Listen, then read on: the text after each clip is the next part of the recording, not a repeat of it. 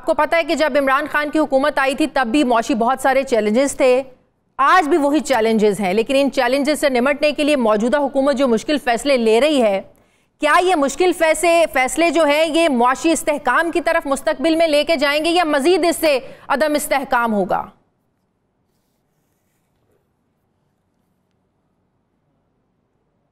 जी, मेरे ख्याल में तो इससे फ़ायदा ही होगा। इवन तो काफ़ी प्रॉब्लम्स हैं कि आपने बिल्कुल सही कहा कि गरीब लोगों पर इसका बड़ा इम्पैक्ट है। ये करने पड़ने से, लेकिन आप देख लें कि हुकूमत का हर महीने 40 अरब रुपए का खर्चा है गवर्नमेंट चलाने का, और 80 अरब रुपए वो पहले से दे रही थी। ये तो क्योंकि दुनिया में प्राइस ऑफ पेट्रोल बढ़ गई, फिर डिवेलपमेंट हो गई, तो ये सारे जो है ना वो गवर्नमेंट को लेने पड़े हैं। मगर मैं I do see light at the end of the tunnel कि हमें ये एक बड़े अच्छे से हमने ये डिस्टॉर्शन को तोड़ा हुआ था और अब हम जाकर इसको टैकल कर रहे हैं। आप देख लें इंडिया के ममालिक में अभी भी हमसे बहुत ज़्यादा कीमत है पेट्रोल की, सऊदी अरेबिया में, इवन यूएई में जो खुद तेल प्रोड्यूस करते हैं। तो दिस जब चीज़ों को बहुत कम कीमत पर रखा जाए तो वो वेस्ट होती है। मैंने नोटिस किया है कि जिस दिन ये प्राइस बढ़ाई है सेकंड टाइम इन्होंने, उसके बाद मैं लाहौर में आई वाज वाचिंग कि कुछ ट्रैफिक कम हो गई है। तो we need to get used to austerity, हम चीज़ों को कम इस्तेमाल करें जिक्र हम अफोर्ड नहीं कर सकते बहुत टाइम देंगे। बट आई थिंक आगे जाके अच्छी चीज़ें भी मुझे नजर आ रही है। ये एक दफ़ा ये ऐसा वक्त है कि we should as I said कि बैंक बोरो अच्छी तो हम कुछ पैसे इकट्ठे कर लें, तो हम friendly countries like Saudi Arabia, Qatar या यूएई या चाइना, और उसके बाद एक दफ़ा हम स्टेबलाइज कर लें तो हमें फिर इसके बाद आगे। सर मैं प्राइवेटाइजेशन पे भी बात करती हूँ। मैं ये पिछले कुछ दिनों से आप जो प्रोग्राम्स भी कर रहे हैं उनमें भी आप प्राइवेटाइजेशन की बहुत ज़्यादा बात कर रहे हैं। इस पर भी मैं आपसे बात करूंगी कि प्राइवेटाइजेशन ही क्या इस मुल्क के मौशी जो मसाइल है उनका हल है। लेकिन उससे पहले मैं ये पूछना चाहती हूँ कि इन मुश्किल जो फैसले लिए जा रहे हैं, आप समझते हैं कि IMF के पास जाए बगैर ये सब कुछ हल हो नहीं सकता था? लोगों की मुश्किलात, इस हुकूमत की मुश्किलात कम नहीं हो सकती थी? IMF ही वो वाहिद सहारा था, वो वाहिद फोरम था जिससे हमारे मसाइल हल हो सकते हैं। बिल्कुल, IMF के बगैर ये नहीं हो सकता, बिकॉज IMF एक थप्पा जिससे जब तक नहीं लगाएगी तो हमें दूसरे मल्टीनेशनल डोनर्स भी पैसे नहीं देंगे, कमर्शियल लोन भी नहीं मिलेंगे, बॉन्ड्स भी हम नहीं फ्लोट कर सकते। This is the reality of the world. देखिए आप लोगों को और हमें ये रियलाइज करना चाहिए कि दुनिया में अमेरिका के पास 1/3 of the total resources of world are with America, और जो $1 भी आप या $10 यहाँ से इराक में भेज देना तो वो भी वाया न्यूयॉर्क जाता है। तो this is the reality that we have to you know, ये जो उनकी कंडीशन है उसको हमें एडेयर करना पड़ेगा। बेसिकली वो यही कह रहे हैं कि वो आप अपने एक्सपेंडिचर्स को अपने हैसियत से ज़्यादा ना करें, उसमें लोगों को तकलीफ भी होगी, वेस्ट भी होगी, पर ये इन द लॉन्ग रन हमें करना पड़ना है और हमें अपनी इकोनॉमी को बिल्ड अप करना पड़ेगा। उसके बाद इसके बेनिफिट्स आएंगे। वो बेनिफिट्स ये हैं कि हमें अपनी एक्सपोर्ट को बढ़ाने के लिए हमें एक्सपोर्ट इंडस्ट्री को चलाना पड़ेगा। लुक एट बांग्लादेश, मेरा तो अपनी फैमिली वहाँ रहती रही है और ये जो सेपरेशन हुई है वो बहुत गरीब थे हमारे से, और उन्होंने किस तरह अपनी कफायतशारी करके अपनी एक्सपोर्ट को बढ़ाई। फिर वो उनका एक स्लोगन होता था कि हम बहुत गरीब हैं, सारे मुल्कों में जाके कहते थे हम बहुत गरीब हैं, हमारी मदद करें। उनको ट्रेड कंसेशन भी मिली, फिर उन्होंने बड़ी इज्जत की। टुडे बांग्लादेश है $40 बिलियन इन रिजर्व, और $700 बिलियन जो है ना हर महीने का रिजर्व बढ़ रहा है। सर बांग्लादेश में फॉरेन इन्वेस्टमेंट आ रही है, इंडिया में फॉरेन इन्वेस्टमेंट आ रही है, हमारे यहाँ क्या ऐसी अट्रैक्शंस होनी चाहिए कि फॉरेन इन्वेस्टर यहाँ पर आए? आप एक सरमायाकार हैं, हमारे यहाँ इन्वेस्टमेंट क्यों नहीं हो रही है सर? वो इसलिए नहीं हो रही कि हम लोगों को कॉन्फिडेंस नहीं दे रहे, कि हम कॉन्फिडेंस ये दें कि हमारे यहाँ पर अदालती निज़ाम जो है वो चौकसाब है। अब कोई कानून का फैसला इस मुल्क में नहीं हो सकता।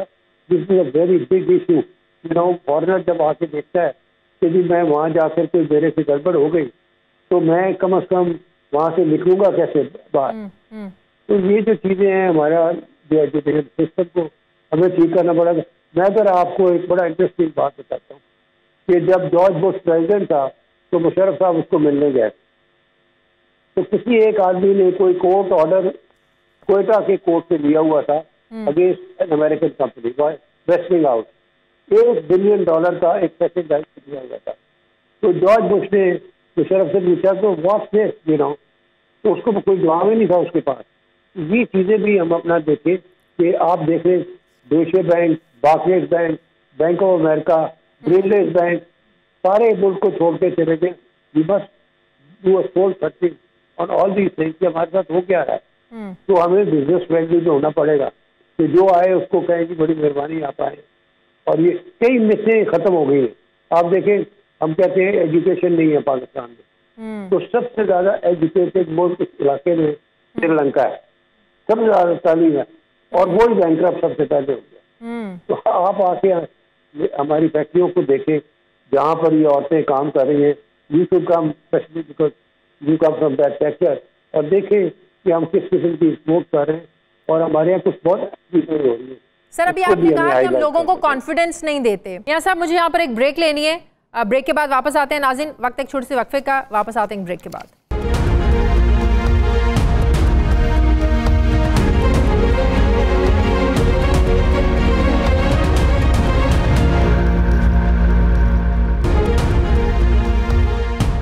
ब्रेक के बाद एक बार फिर से आपको खुशामदीद कहते हैं। मियां मंशा साहब हमारे साथ मौजूद हैं। सर नैब का जो एक रोल रहा तहरीक इंसाफ के इन 3.5 पौने 4 सालों के दौर में, आपको लगता है कि नैब की वजह से ही ये जो कॉन्फिडेंस था बाहर के इन्वेस्टर का भी, यहाँ के भी इन्वेस्टर का, यहाँ के भी लोगों का, सियासतदानों के जो कॉन्फिडेंस थे वो शेक हो गए, बिजनेसमैन था वो बहुत ज़्यादा इससे घबरा गया।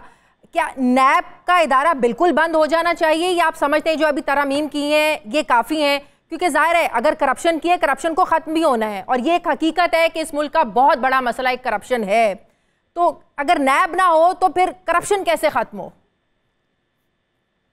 देखिए दीदी, ये जो करप्शन वाला ड्रामा है ना इस मुल्क में, आप देखें कि दुनिया के दूसरे मुल्कों में क्या हो रहा है। अभी आपने देखा है कि फिलीपींस में मार्कोस का बेटा इलेक्ट हुआ है। तुम्हारी भी इतनी उम्र तो है, तुमने देखा होगा कि जो उसकी माँ मिल्डा मार्कोस होती थी उसके 5000 बैग निकले, जूते निकले, इतना रौला था फिलीपींस में। Now they are growing at the rate of 10%। जब बेटा इलेक्ट हुआ तो बाइडेन प्रेसिडेंट ने दूसरे दिन उसको फोन करके मुबारकबाद, बिकॉज दे आर ग्रोइंग। तो चीज़ें वहाँ पर लोगों की एक्सपेक्टेशन से आमदन ज़्यादा है। ये करप्शन का ड्रामा लेके ना, आप देखें यूके में इतने ज़्यादा स्कैंडल वो कहते हैं जो ये कोरोना की वैक्सीन पर हुए। इसी तरह आप अमेरिका की डेवलपमेंट देखें, आप कहेंगे अब अमेरिका नहीं है, उसमें अब रेलवे बैरन्स होते थे जिन्होंने रेलवे लगाई वहाँ पर, ऑयल बैरन्स हम उनको कहते थे, स्टील बैरन्स कहते थे। हर मुल्क की एक डेवलपमेंट स्टेज पर इल्जाम लगते हैं, how true they are we don't no.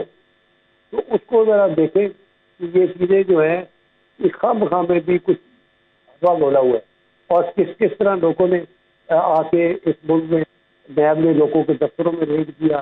ये सारी चीजें जो है ये हुई हैं। मेरे पर केसेस बनाए लोगों ने, और मुझे पता है वो कौन है, एक साथ तो बाहर चले गए, पर ये चीजें हैं इससे लोग काफी पाकिस्तानी बिजनेसमैन हम बाहर रहते हैं अब, जो यहाँ काम करते हैं और उनके या बच्चे हैं या वहाँ से काम कर रहे हैं। अब मैं नामों में नहीं जाना चाहता, कई नाम ऐसे हैं जो दुबई में बैठे हुए हैं और वहाँ से काम कर रहे हैं। इसी तरह बाकी मुल्कों में देखें ना, लिमिटेशन इतनी ज़्यादा है। मैं आपको बताता हूँ कि यूएई में मैं जब जाता हूँ कई दफ़ा, तो एक दफ़ा मुझे रॉयल फैमिली वालों ने बुलाया और उनका ये नहीं सब खाना खिलाया। वो ऐसे ही बैठ के मुझे खाना खिलाया जैसे मेरी माँ मेरे को बचपन में खिलाती थी। और कहने लगे कि हमने इस मुल्क की आबादी डबल कर ली और आप यहाँ के लिए शिफ्ट हो जाते हमारे मुल्क में, और आपके ये problem. And they even went out to the point that they said हम आपको सिटीजनशिप भी दे देते हैं यूएई की। तो वो लोग देखें किस तरह लोगों को ला रहे हैं। उन्होंने लिस्टें बनाई हैं दुनिया के कौन से मुल्कों से कितनी बंदे लाने हैं और उनकी किस तरह हमने डबल करनी है अपनी पॉपुलेशन। और उनके जो वजीर भी हैं, जो औरतें भी वहाँ मिनिस्टर्स हैं, 30-40 साल से ऊपर वाली नहीं है, और मैंने देखा ना वो लिपस्टिक लगाती है, ना कोई ज्वेलरी पहनी होती है, दे आर ऑल PhD। तो आप देखें कि हम लोगों को ये कॉन्फिडेंस दें कि आप काम करें, गलतियां भी हो जाती है। अब बस आप देखें कि शौकत अजीज साहब को हमने एक नैब के केस में डाला हुआ है, उनकी क्या गलती है? उनकी गलती यह है कि उसने एक 17 ग्रेड की टीचर को नौकरी दी थी। अब आप मुझे बताएं, वो जतोई साहब उसके मिनिस्टर फॉर एजुकेशन होते थे, क्योंकि फिर एक आदमी एक टीचर को 17 ग्रेड की पर नौकरी देता है और वो प्राइम मिनिस्टर है, तो कैसे लोग काम करेंगे?